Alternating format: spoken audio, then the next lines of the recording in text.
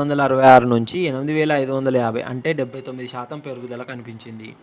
1000 నుంచి 2000 చదరపు అడుగుల విస్తీర్ణం కలిగిన ఇళ్ల వాటా 71% నుంచి 68%కి తగ్గింది.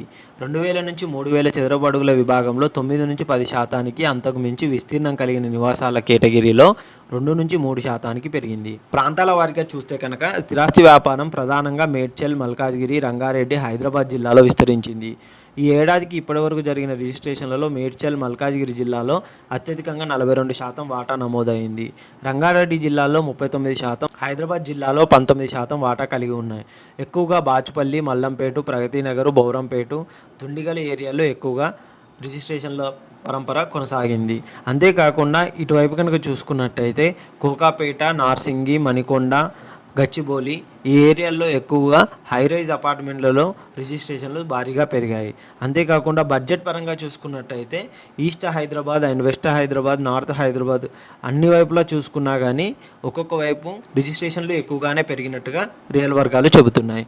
ఇలాంటి రియల్ ఎస్టేట్ న్యూస్ కోసం మా ఛానల్ని సబ్స్క్రైబ్ చేయండి, షేర్ చేయండి, కామెంట్ చేయండి. Thank you.